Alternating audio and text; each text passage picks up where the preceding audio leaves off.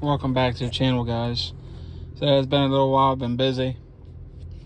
Probably forgot to mention on my last two videos that I posted Saturday trying to hit 1,000 subscribers. Once that is accomplished, whenever that might be, whoever is subscribed and has notifications turned on will be entered to win a free NFL jersey of their choice as my first of hopefully many giveaways. In the vehicle right now, so on my tablet and my phone. So the Cowboys, Jerry Jones opening his mouth once again, talking about trading up and doing this and doing that. He just can't help himself. He has to give away everything he's going to do. It goes back to Amari Cooper. You trash your receiver and then try to trade him. You rag on your receiver and try to trade him. Makes no sense, right? Then you have Lyle Collins. You kind of try to tarnish his name and kind of like run him down a little bit and then try to trade him. And you wonder why you don't have any trade partners. And why you didn't get anything for Amari Cooper compared to the Tyreek Hill trade. Kansas City didn't say a word. Mum's the word. Nothing. Not a peep. And then all of a sudden, the day of, boom, Tyreek Hill getting traded to the Miami Dolphins for several picks. Several picks, not just swapping 6-rounders and getting a 5th rounder. They got like a 1st, 2nd, 3rd. It was a lot better deal than what the Cowboys got for Amari Cooper.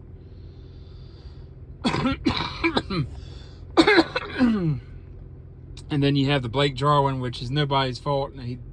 His hip, you don't know what's going to happen. They could end up with a situation like 2008 when Terry Glenn wasn't able to come to camp. And so we're going to medically waive him, and we'll see how it turns out. If he wants to come back, we'll take another look at him. Maybe that's what they'll do with Blake Jarwin. But you lost Randy Gregory. You lost Keanu Neal to the Buccaneers. It's a wonder you didn't lose Van Der Esch and other players, and DeMarcus Lawrence as well. It's a wonder you didn't lose Durance Armstrong.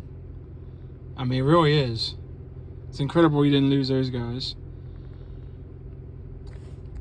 I don't know. I mean, you got Jalen Kearse back. That's a great get back because I think he's a great leader on the defense. And he knows how to call out the plays, the defensive plays, and the scheme for Dan Quinn. And you want to try to get as many players that were in the system last year as possible so there's familiarity. And there's not confusion amongst the new players. You've got Micah Parsons. You need an edge rusher. Whether that's a kid out of Georgia, Trayvon Walker. Whether that's Aiden Hutchinson, which isn't happening. Kayvon Thibodeau, I doubt that it's going to happen. Kyle Hamilton's probably going to be gone. You're going to have to start looking at maybe guard. Zion Johnson would be my pick. If I'm picking a guard in the first round, Zion Johnson has the best flexibility of the two between him and Kenyon Green. I think he's the better player. I'd rather not do that. But now you need receiver help still. With the loss of Amari Cooper and with the uncertainty surrounding Michael Gallup. You need some depth there. You drafted a couple guys last year, and I think they'll pan out, but maybe not this year. Your uncertainty at tight end. Uncertainty at running back besides Tony Pollard and Ezekiel Elliott. Rico Dowdle, I would definitely bump him up. I think he's going to be good if he can stay healthy. That's been a concern as of late.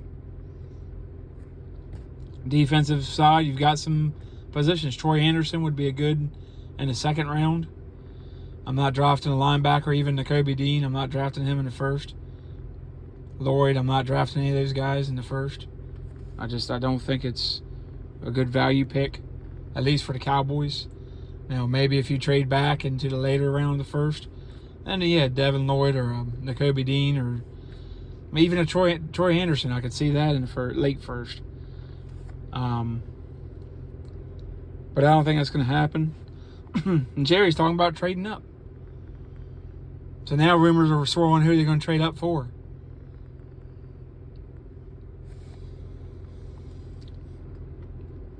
if I'm trading up, it's going to be to try to get Kyle Hamilton, Ike Iguanu,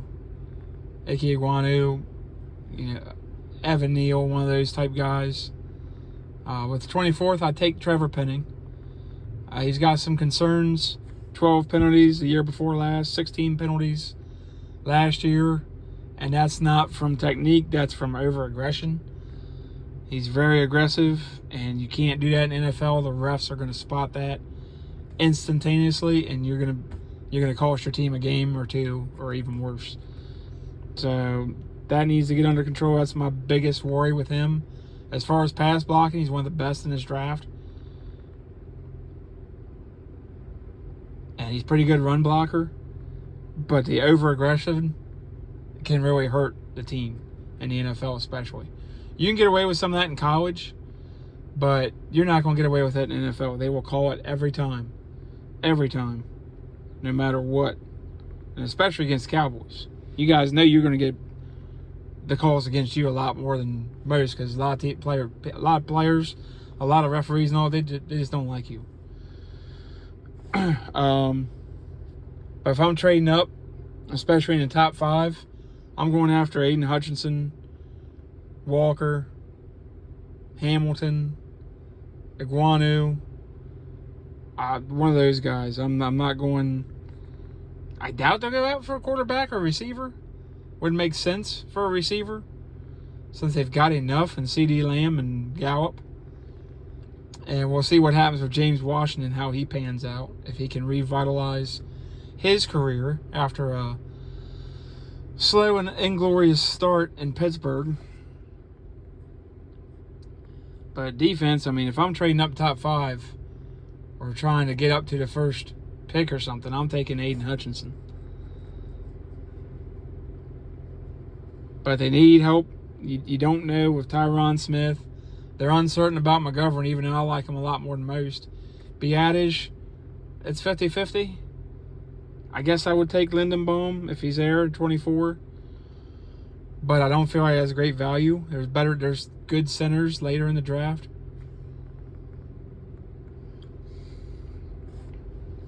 But I mean, honestly, I think J.C. Tretter's still out there.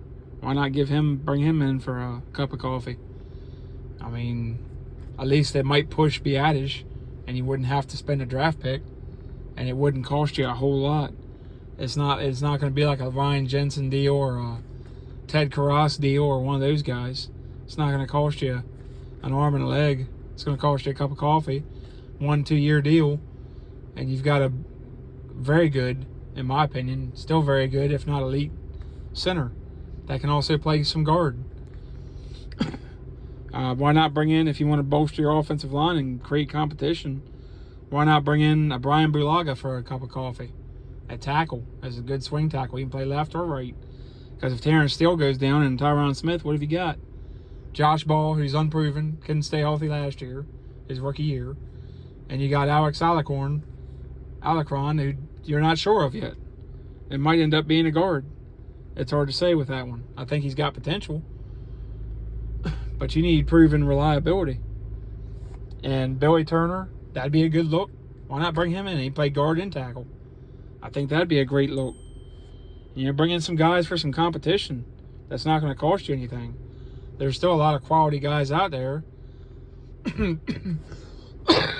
Some have their injury concerns, such as Bulaga, but it's not going to cost you an arm and a leg.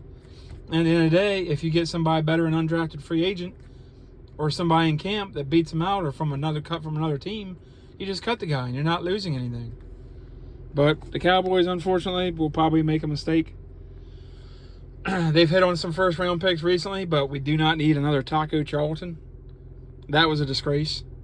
And I'll go into that in another video. That should never happen. Yeah, J.J. Watt's brother, T.J. Watt, sitting there waiting for you to be plucked. And we're going to go Taco Charlton. Wow. Come on, Jerry. That deserves the biggest come on man in history. What a miss. What a whiff. But we've whiffed on guys like Gronk and others before. So Luke Kuechly, we could have had him. Bobby Wagner. Max Unger. There's been many whiffs. which every team has their whiffs, but the Cowboys just like shooting herself in the foot, I guess. Anyway, guys, like and subscribe. Really helps the channel. Really need that help to get this channel growing some more. No, I haven't been as consistent as before, but I'm trying to get back on here and get more videos out to you guys. Still working on some quality, trying to make the content better.